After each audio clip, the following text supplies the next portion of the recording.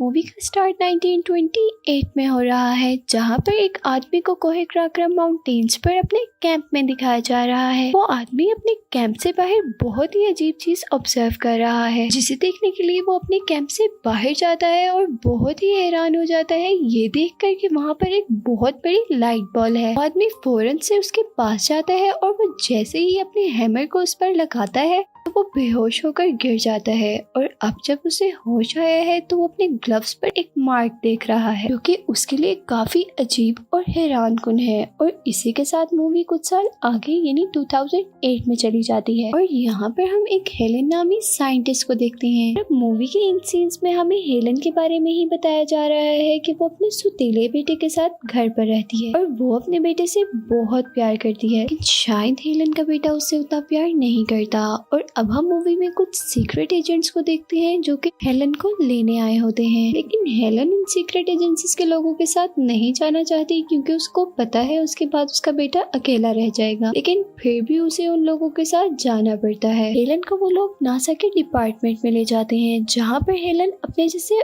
और बहुत से साइंटिस्ट से मिलती है। और यहीं पर हेलन को उसका दोस्त माइकल भी मिलता है, जो नासा में ही काम करता है और वो हेलन को बताता है कि उसका नाम उसी ने रेकमेंड किया था। और नेक्स्ट सीन में हम सारे साइंटिस्ट को नासा के एक हॉल में देखते हैं, जहाँ पर उन्हें बताया जाता है कि जुपिटर की ऑर्बिट पर एक ऑब्जेक्ट देखा गया है जो कि बहुत तेजी से जमीन की तरफ मूव कर रहा है, जिसकी स्पीड 30,000 किलोमीटर पर सेकंड है और अगर वो अर्थ से टकरा गया तो अर्थ पर लाइफ नामुमकिन हो जाएगी। ये सुनकर सभी साइंटिस्ट बहुत ज्यादा परेशान हो जाते हैं। और इससे भी खौफनाक बात ये थी कि उस ऑब्जेक्ट को मिसाइल से भी नहीं रोका जा सकता क्योंकि उसकी स्पीड बहुत ज्यादा है। इसके बाद हम हेलन को अपने बेटे से फोन पर बात करते हुए देखते हैं। वो अपने बेटे को कहती है कि आज उसे बेसमेंट में सोना होगा क्योंकि आज बहुत ही बुरा तूफान आने वाला है। और अब मूवी के नेक्स्ट सीन में हम सारे ही साइंटिस्ट को नासा के एक प्लेन में देखते हैं। सभी साइंटिस्ट नासा के प्लेन से उस ऑब्जेक्ट को बहुत गौर से ऑब्जर्व कर रहे होते हैं, लेकिन जैसे जैसे वो ऑब्जेक्ट जमीन की तरफ आ रहा होता है उसकी स्पीड कम होने लग जाती है। कुछ ही देर में वो ऑब्जेक्ट जमीन पर लैंड कर जाता है, यानी कि वो ऑब्जेक्ट कुछ और नहीं बल्कि एक एलियन शिप थी। और साथ ही साथ अब हम सारे साइंटिस्ट को उस एलियन शिप की तरफ बढ़ता हुआ देखते हैं। वो सारे ही साइंटिस्ट उस एलियन शिप को ऑब्जर्व कर रहे होते हैं कि उसमें से बहुत तेज लाइट निकलना शुरू हो जाती है और अब उस एलियन शिप में से एक एलियन निकलता है। इससे पहले कि हेलन उस एलियन से हाथ मिला पाती, यूएस आर्मी के सोल्जर्स उस एलियन पर हमला कर देते हैं और वो एलियन बुरी तरह जख्मी हो जाता है। हेलन ये देखकर बहुत बुरी तरह घबरा जाती है, एम्बुलेंस को बुलाने का कहती है, लेकिन इससे पहले कि एम्बुलेंस वहाँ पर आ पाती, उसी एलियन शिप में से जिसमें से एलियन निकला था एक बहुत बड़ा और खौफनाक रोबोट निकलता है। वो देखने में तो इतना खतरनाक नहीं होता, लेकिन उसकी आंखों में से इलेक्ट्रोमैग्नेटिक वेव्स निकल रही होती हैं, जिसकी वजह से तमाम लाइट्स और कम्युनिकेशन सिस्टम्स ऑफ हो जाते हैं। और इसी के साथ साथ रोबोट बहुत खौफनाक आवाज निकालता है। वो आवाज इतनी तेज होती है कि उसे इंसानी कान नहीं सुन सकते। सब लोग जमीन पर गिरने लगता है और इतनी ही देर में रोबोट हेलन को अपने पाँव में देखता है और उस पर हमला करने लगता है, लेकिन वो एलियन उसे मना कर देता है क्योंकि एलियन अब जान चुका है कि हेलन बहुत अच्छी लेडी है और वो उसकी मदद कर सकती है। और अब हम ये देखते हैं कि एलियन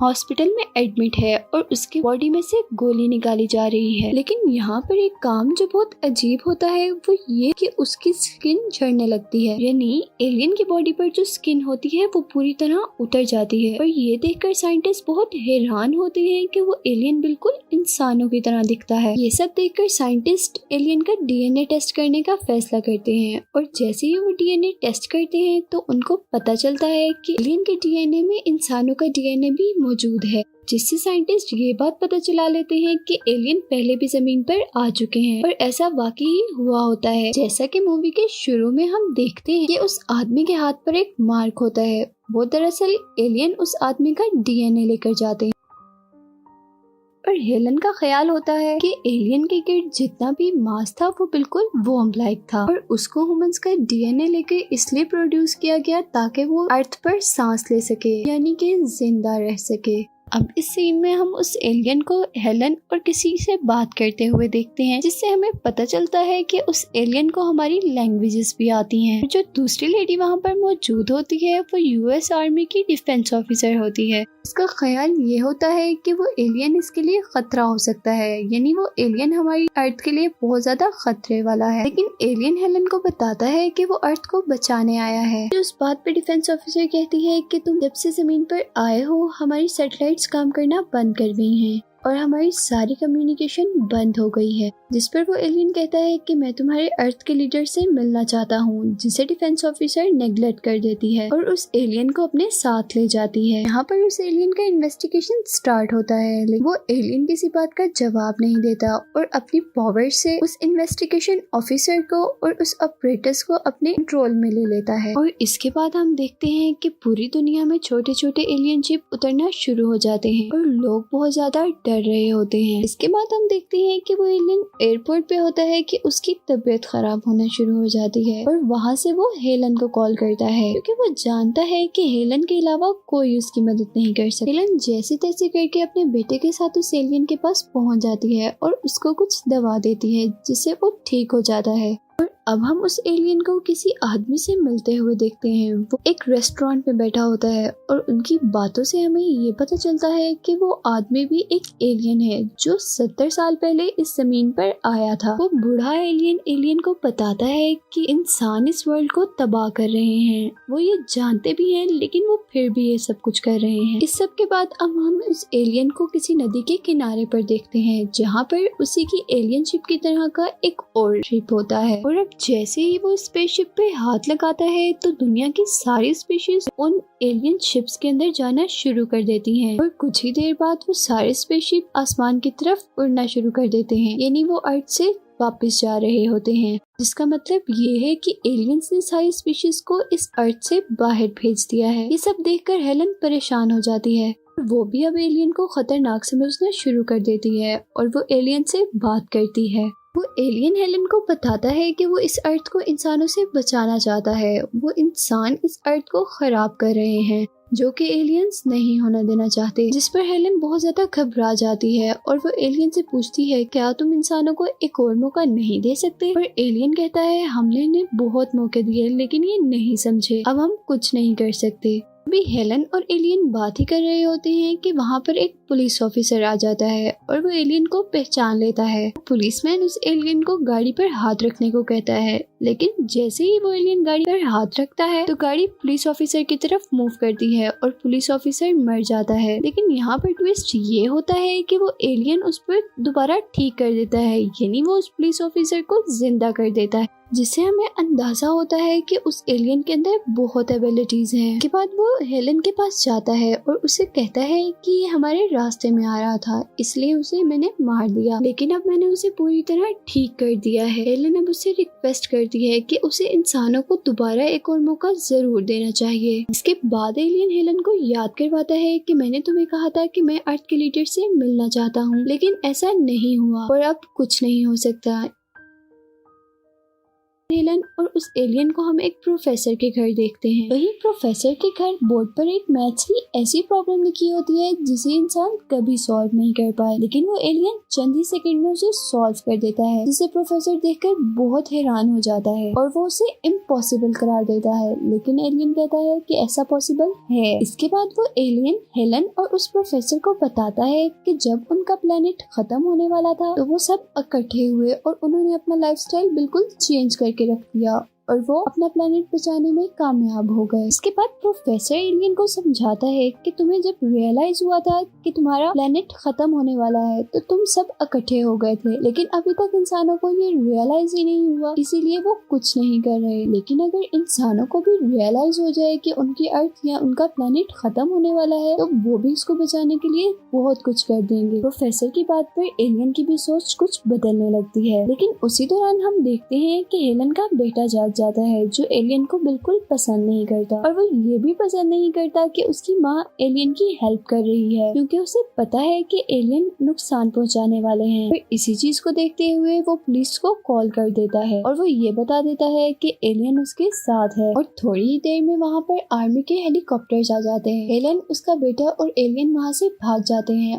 और जंगल की तरफ निकल जाते हैं। और तभी एक आर्मी सोल्जर नीचे आकर हेलन को पकड़ के दोबारा हेलीकॉप्टर की तरफ ले जाता है। यहीं पर एलियन अपनी एबिलिटीज को यूज करते हुए दो हेलीकॉप्टर्स को आपस में टकरा कर तबाह कर देता है। यहीं पर हेलन का बेटा जब नदी में गिरने वाला होता है तो वो एलियन उसे बचा लेता है। अब मूवी का सीन चेंज होता है और हमें उस बड़े रोबोट को दिखाया जाता है। आर्मी उस रोबोट पर अपने फाइटर प्लेन से हमला करवाती है, लेकिन उस रोबोट पर कोई भी असर नहीं होता। रोबोट उन्हीं के प्लेन्स को उन्हीं के टैंक्स के ऊपर क्रैश करवा देता है। और यहीं पर नासा के साइंटिस्ट एक प्लान करते हैं और उस रोबोट को एक बहुत मजबूत स्फीयर में कैद कर देते हैं ताकि वो उसे ब्लास्ट कर सकें, और वो उन्हें ब्लास्ट भी कर देते हैं। लेकिन रोबोट को कुछ नहीं होता, बल्कि रोबोट छोटे छोटे इंसेक्ट्स में कन्वर्ट हो जाता है। ये इंसेक्ट्स इतने खतरनाक होते हैं कि अपने रास्ते में आने वाली किसी भी चीज को मिट्टी में कन्वर्ट कर सकते हैं। अब हमें मूवी में एलियन और हेलन के बेटे को दिखाया जा रहा है। हेलन का बेटा हेलन को कॉल करने की कोशिश कर रहा होता है, लेकिन फोन खराब होता है और वो कॉल नहीं कर पा रहा होता है। तो एलियन मैजिकली उस फोन को ठीक कर देता है। अब हेलन का बेटा हेलन को कॉल करके वहाँ पर बुलाता है जहाँ पर उसके फादर की ग्रेव होती है। यहाँ पर सबसे बड़ा चेंज हम ये देखते हैं कि एलियन और हेलन का बेटा अब बहुत अच्छे दोस्त बन चुके हैं। हेलन का बेटा अपनी फादर की ग्रेव तक पहुँच जाता है। अब क्योंकि हेलन के बेटे ने देखा होता है कि किस तरह एक एलियन ने एक आदमी को जिंदा किया होता है, तो वो इसलिए उसको लेकर यहाँ पर आता है ताकि वो उसके डैड को भी जिंदा कर सके। लेकिन एलियन उसे कहता है कि वो किसी डिकम्पोज हुई हुई चीज को जिंदा नहीं कर पाएगा। और यहाँ पर हेलन का बेटा बहुत ज्यादा दुखी हो जाता है और जोर जोर से रोने लगता है। इतनी देर में वहाँ पर हेलन भी आ जाती है और वो अपने बेटे को अपने गले से लगाती है, उसे चुप करवाती है और ये बताती है कि वो भी उसके फादर को बहुत याद करती है। और साथ ही साथ वो ये भी बताती है कि उसे अपने हस्बैंड की परछाई अपने बेटे में मिलती है। बाद वो दोनों माँ बेटा गले लगकर रोने लगते हैं और हेलन का बेटा उससे माफी मांग लेता है। ये सब देखकर एलियन बहुत हैरान हो जाता है। उसने इससे पहले इंसानों का ये रवैया कभी भी नहीं देखा था। यहीं पर हेलन उस एलियन से कहती है कि इंसानों को एक मौका जरूर मिलना चाहिए, और इतने में ही वो आसमान में उन इंसेक्ट्स को देखते हैं जो वो उस रोबोट से कन्वर्ट हुए थे। उसकी बात पर एलियन हेलन से कहता है कि इसके लिए हमें कीमत चुकानी पड़ेगी और हमें सेंट्रल पार्क जाना पड़ेगा। वो सब सेंट्रल पार्क पहुंच जाते हैं और ये देखकर बहुत ज्यादा परेशान हो जाते हैं कि वहाँ पर इंसेक्ट्स बहुत ज्यादा होते हैं। वो लोग जैसे तैसे करके एक महफूज जगह पर पहुंच जाते हैं, लेकिन उसी दौरान हेलन के बेटे के नाक से खून आने लगता है और कुछ ही सेकंड्स में हेलन का बेटा बेहोश हो जाता है। एलियन हेलन को बताता है कि उसके बेटे की बॉडी में इंसेक्ट्स चले गए हैं कि इतने ही देर में हेलन के भी नाक से खून आने लगता है। और हेलन एलियन से रिक्वेस्ट करती है कि प्लीज उसके बेटे को बचा लो। एलियन हेलन और उसके बेटे की बॉडी में से इंसेक्ट निकाल देता है और अब आखिरी बार वो एलियन हेलन और उसके बेटे को देखते हुए अपने स्पेसशिप के अंदर चला जाता है। और जैसे ही वो अपने स्पेसशिप को टच करता है, उसके अंदर से एक बहुत ही भारी मैग्नेटिक वेव्स निकलती है, जिससे वो सारे इंसेक्ट्स मर जाते हैं। जिसका मतलब ये होता है कि इंसानों का अब खात्मा नहीं होगा। लेकिन सबसे हैरान बात यहाँ पे ये होती है कि पूरी दुनिया में से सारी कम्युनिकेशन, लाइट्स और टेक्नोलॉजी बंद हो जाती है, इवन के घड़ियां भी, यानी कि इंसान की सारी साइंस और टेक्नोलॉजी खत्म होकर रह जाती है। और यहीं पर मूवी के एंड पर हमें दिखाया जाता है कि हेलन और उसका बेटा एलियन के स्पेसशिप के पास जाते हैं और एलियन का स्पेसशिप हवा में उड़ने लगता है और इस दुनिया से चला जाता है। अब इसका मतलब ये होता है कि एलियन अभी भी जिंदा है और यहीं पर मूवी एंड हो जाती है।